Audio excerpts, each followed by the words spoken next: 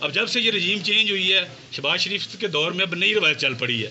اب صحافی دیکھیں قتل ہونا شروع ہو گئے ہیں, ان کی قبریں بننا شروع ہو گئی ہیں.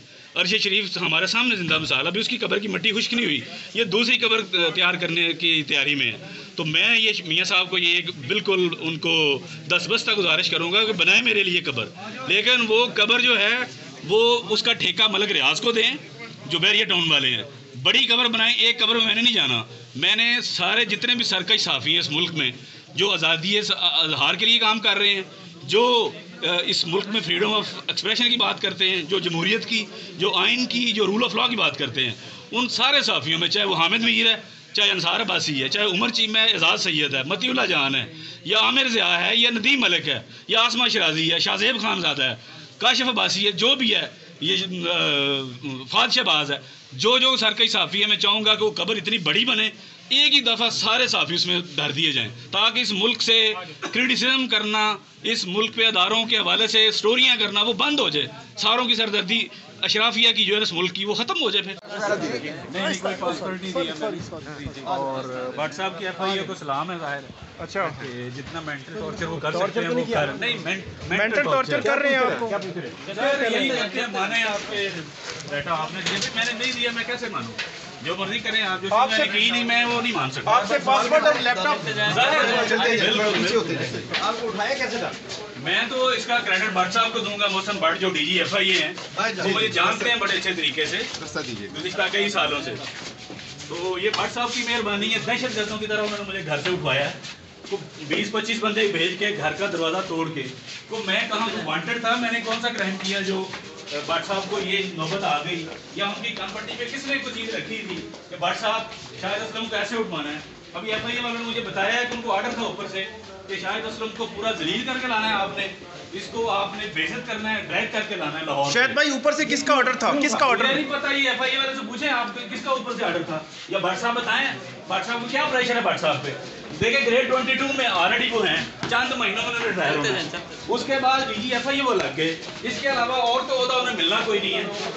تو اس کے باوجود بٹ صاحب کس وجہ سے مجبور ہے مجھے نہیں پتا. یہ بتائیں کہ آپ کو مینٹل ٹارچر کیا گیا آپ کو؟ ڈیفینیٹلی مینٹل ٹارچر یہ کر رہے ہیں ایف آئی اے والے کہ جی مانیں آپ. بھائی میں نے وہ کرائم کیا نہیں, میں کیسے مانوں؟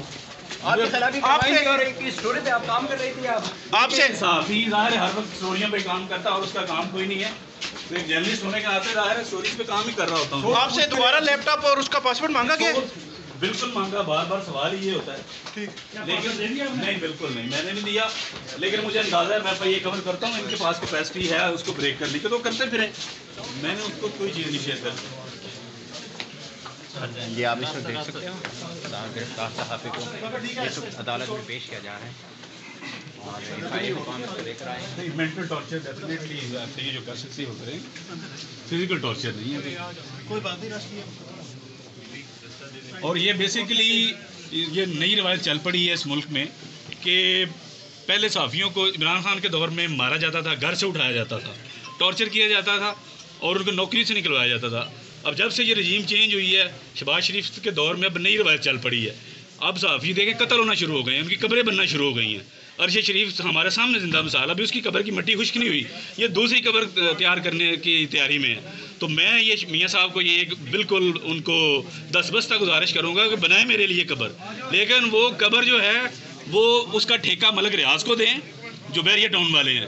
بڑی قبر بنائیں. ایک قبر میں نے نہیں جانا, میں نے سارے جتنے بھی سرکش صحافی ہیں اس ملک میں جو آزادی اظہار کے لیے کام کر رہے ہیں, جو اس ملک میں فریڈم آف ایکسپریشن کی بات کرتے ہیں, جو جمہوریت کی, جو آئین کی, جو رول آف لا کی بات کرتے ہیں, ان سارے صحافیوں میں چاہے وہ حامد میر ہے, چاہے انصار عباسی ہے, چاہے عمر چیمہ ہے, اعزاز سید ہے, متی اللہ جان ہے, یا عامر ضیاء ہے, یا ندیم ملک ہے, یا آسمہ شرازی ہے, شاہزیب خان زادہ ہے, کاشف عباسی ہے, جو بھی ہے, یہ فہد شہباز ہے, جو سرکش صحافی ہے, میں چاہوں گا کہ وہ قبر اتنی بڑی بنے, ایک ہی دفعہ سارے صحافی اس میں دھر دیے جائیں, تاکہ اس ملک سے کرٹیسزم کرنا, اس ملک پہ اداروں کے حوالے سے سٹوریاں کرنا وہ بند ہو جائے.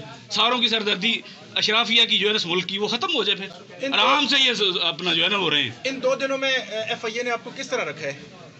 ایف آئی اے یہ کہنا تھا کہ لیپ ٹاپ کا جو پاسورڈ ہے وہ ہمیں چاہیے ہر صورت میں. نہیں, لیپ ٹاپ کا ان کو پتا ہے ایف آئی اے کو, میں ایف آئی اے میرا دوسرا گھر ہے دوسری طرح سے, میرا اتنا وقت جو ہے وہ اپنے گھر میں نہیں گزرتا جتنا ایف آئی اے کے آفس میں گزرتا ہے.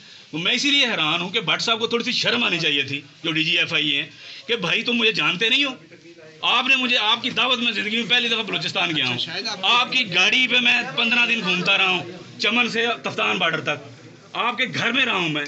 आपकी जब प्रमोशन हुई ग्रेड 22 की तो मैं कोयटा में आपके घर पे था, वहाँ पे केक कटिंग की। तो भट्ट साहब आपको थोड़ी शर्म ना आई कि आपने एक सहाफ़ी को दहशतगर्दों की तरह वहाँ से लाहौर से उठवाया? और भाई मुझे नोटिस ही दे देते, मैं लॉ अबाइडिंग सिटीज़न हूँ और मैं तो 15 साल हो गए रिपोर्टिंग करते हुए, मैं तो बात ही रूल ऑफ लॉ की करता हूँ। शायद ये कह रहे हैं तो मुझे बुलाते आप, मैं आ जाता, ना आता तो फिर आप भेजते अपनी टीम, छापामार टीम। ये आप पे इल्ज़ाम लगा रहे हैं कि आपने पैसे देके उन लोगों से इंफॉर्मेशन ली है। ये FIA वालों का ये पुराना वतीरा है। ये इस तरह के कारोबार FIA वाले करते हैं, मुखबरों को पैसे देने, सोर्सों को पैसे देने। सहाफ़ी का ये काम नहीं है, सहाफ़ी इस तरह की गंदी हरकतों में इन्वॉल्व नहीं होता। तो FIA वाले क्या कहते हैं, प्रेशर किसका था? ये FIA वाले से पूछें, आपके पास है, इनके पूछें कौन प्रेशराइज कर रहा है इनको, किसने कान की पट्टी नहीं, मेंटल टॉर्चर जरूर कर रहे हैं कि मैं कन्फेस करूं। भाई मैं क्यों कन्फेस करूं?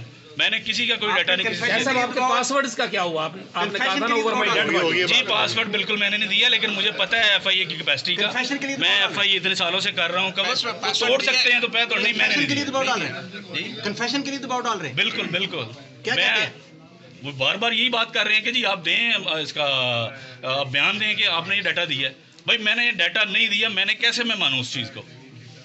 और मैंने डाटा दिया होता तो आज तक हर चीज़ उसी तरह हथकड़ी दिखाएं। देखें जी, देखें ये जेवर पहनाया FIA ने, और ये वो FIA है कि जिसमें मेरी फैमिली से ज़्यादा वक्त जो है इस FIA में गुजरता है। और ये उसका आप देख लें आपकी सिला। इस मुल्क में वैसे ही मैं कहता हूँ कि जो मरी हुई, जो नहीं मुर्दा हालत में पार्लियामेंट है ना, उसको करना क्या चाहिए? वहाँ पे जो कुछ बेज़मीर और कुछ बाज़मीर चांद एक हैं, उनको पता करना क्या चाहिए? उनको लॉ बना देना चाहिए कि इस मुल्क में सहाफ़त हुक्म सानी बंद है, इस मुल्क में सहाफ़त नहीं हो सकती।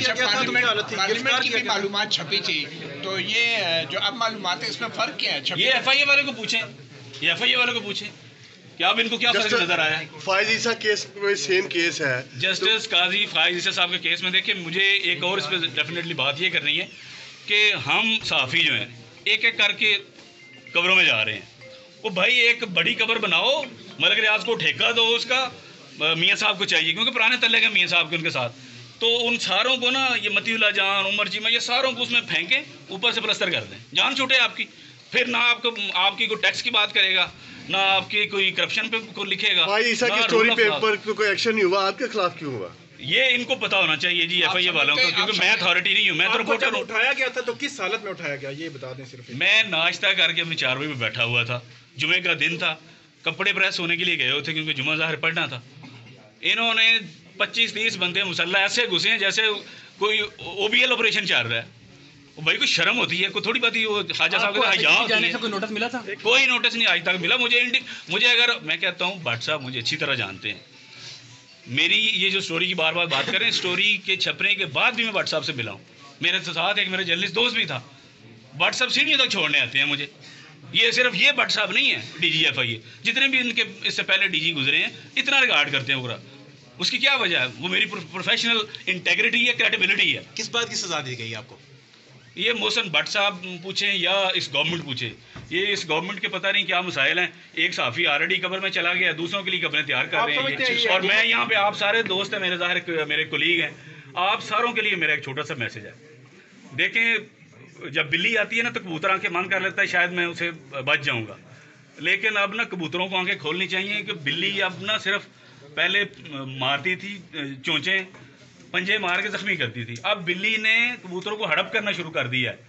तो सहाफ़ियों को सोचें इस बात पे कि ये एक एक करके ऐसे हड़प होना है या रजिस्ट करना है या खड़े होना है। अच्छा, ये छोड़ दें इन बात को कि मैं किस अदारे से हूँ, फलाना किस अदारे के लिए काम कर रहा है। और भाई सारे जर्नलिस्ट हैं, हमने यूनिटी होगी तो हम इसको फाइट करेंगे, वरना जर्नलिज्म का किस्सा तमाम है उस मुल्क में। शायद साहब ये बताएं कि वज़ीर आला वज़ीर दाखिला राना सनाउल्लाह और वज़ीर आज़म शहबाज शरीफ ये क्या ब्लैकमेल हो रहे हैं किसी से, एस्टैब्लिशमेंट से, या जो ये मुझे नहीं पता, ये तो भट्ट साहब बता सकते हैं DGFI कि उनके कान पट्टी पे किसने को पिस्तौल या बंदूक रखी कि शाहिद असलम को दहशतगर्दों की तरह उठा के लाहौर से, ठीक है, ये तो वो बताएं इस बात पे कि किसने रखी थी उनके कान पट्टी पे पिस्तौल। कोई नोटिस तक देना गवारा नहीं आपने किया।